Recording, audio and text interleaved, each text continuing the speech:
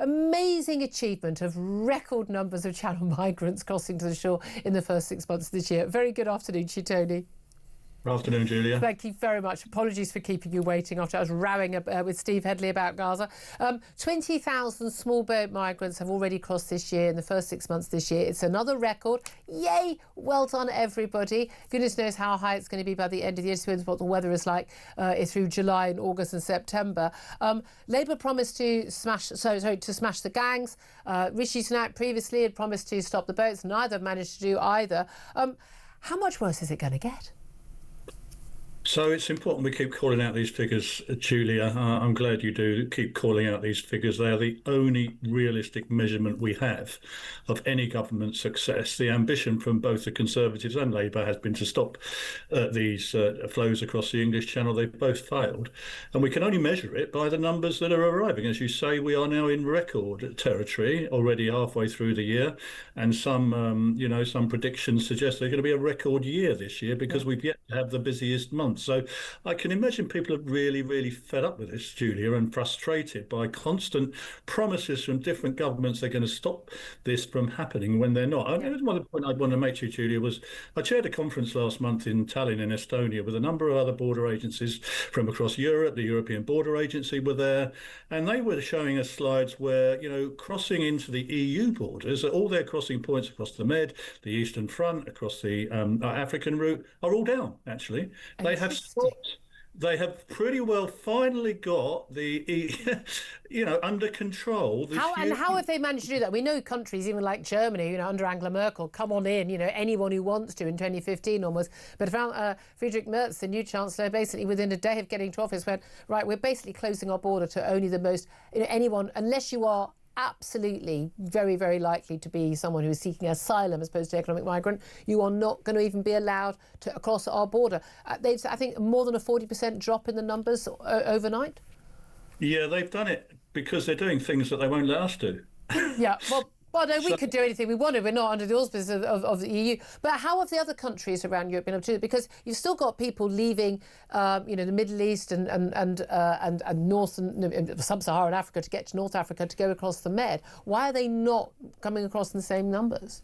Well, it's the eastern border. We could go out to one of the border crossing points with Russia, and that's shut now. And there's a fence running right the way down the whole of the eastern side with Russia. All of those borders are now pretty well closed, apart from a very small numbers of traffic. They are stopping people from entering. There have been actions taken against some of the countries on that eastern front for breaching the European Convention on Human Rights by not allowing. But they're not allowing people through, Julia, on the land border because they built these great big fences. Yeah.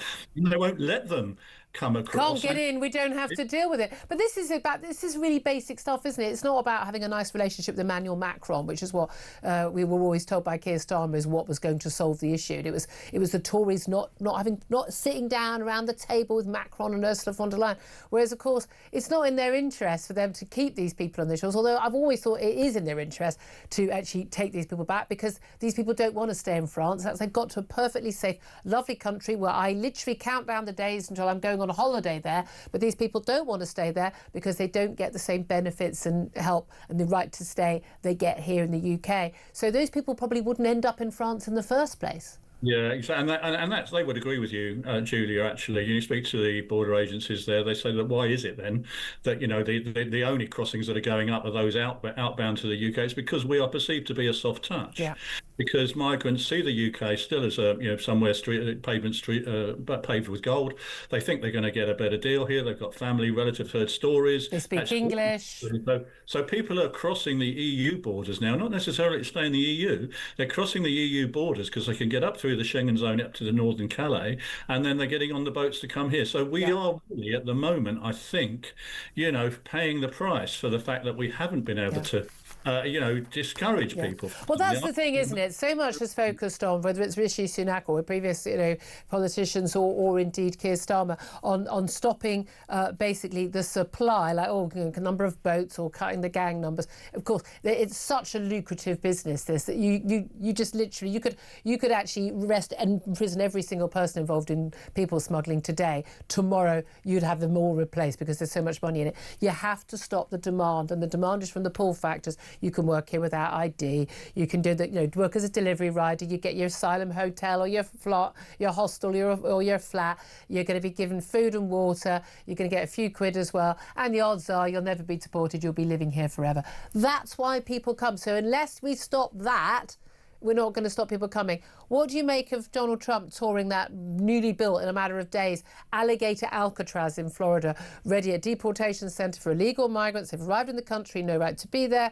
They've been arrested by ICE. They're in this detention centre. They're going to be arriving, I think, from today or tomorrow. And then they're going to be flown back to their own countries. Do we need one of those ourselves? Yeah. Our detention estate has been decimated since my watch. When I was in UKBA, we had double the number of beds now. How many did you have then?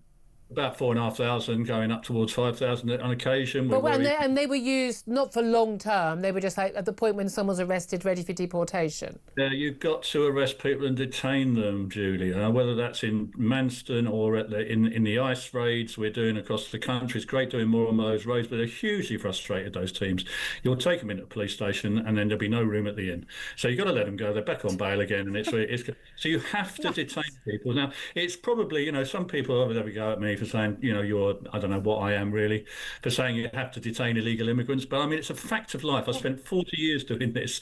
If you don't detain somebody when they arrive and keep them detained for as long as pending removal, once you give them bail and they're out in the community, that is the end of that. So we really I would turn Manston into a detention centre if I was still under the border force. The Home Office own that site. You could build a short-term holding facility for 5 days. You could have a long-term hold there. You could have family. I put my border force train. It's massive. But haven't we had issues where people are being held for a long time, and then the human rights lawyers get involved, saying these are only supposed to be used for 48 hours, for 3 weeks, not for 2 years? And given how many years it does take for a lot of these applications to be processed, and then with all the appeals they're sitting there, that actually, the human rights lawyers would just say you can't do that. Yeah, well, I think I told you before, I preside over the Detain Fasttrack system, Julia, which we did do, so we put asylum caseworkers in the detention centres with them, and we put courts in there. We were getting them done within a week, because the power to remove detain is linked to the power to remove. So you've got to show the courts that you've got an option of removal, but you have to detain them. You have to get these processed quickly, and you need that removals deterrent, Julia. You've got to have somewhere to send them. We're not sending any of the boat people back. You're getting stories. More people are going back now under voluntary departure. But we're paying them. They're not arriving on the boats. You need clear comms. You need to send reporters down there to see people coming off the boats, going to the airport and getting sent away. Absolutely. But these people are running rings around us. I'm just going to mention this: an Afghan asylum seeker. He arrived in the UK. He claimed he was 15. Despite the fact his hair was going grey at the side of his head. He literally had grey hair. The asylum court ruled that the migrant, who came on a small boat after 3 failed attempts, was in fact 15 when he arrived, even though he was found to have been an adult when he arrived. Authorities in the UK said he had an established jawline and lack of youthful glow. We are in clownland. Well, if you spoke to the officers doing the screening down there at Western Jetfall, they would agree with you that this is complete nonsense. I mean, even the man, you don't need specific training to be at the spot. I mean, when they come off the boat, they have to point to a card, Julia, with a number on it, which is what their age is. And they're told by the smugglers to point to something below 18, right? Now, what do we do then? Most of them, we've got to get them through within 48 hours. If a border force officer has the audacity to suggest there might be, they go to a separate, very quick screening centre where we're urged to side on sort of caution. We need scientific age assessments, Julia. That was a proposal under the... Well, lots of Europe does it, don't they? They do testing that's very clear and tells you the age. Exactly, but they've balked at that. They have not introduced that. We are still waving through people, I'm afraid, who, in my view and your view, if you saw them, would clearly be over the age of 18. It's absolutely mad. Absolutely mad. I mean, I'm a 15-year-old then. It's mad, isn't it? Tony Smith, so good we got to talk to you, former head of the UK Border Force. Thank you very much indeed.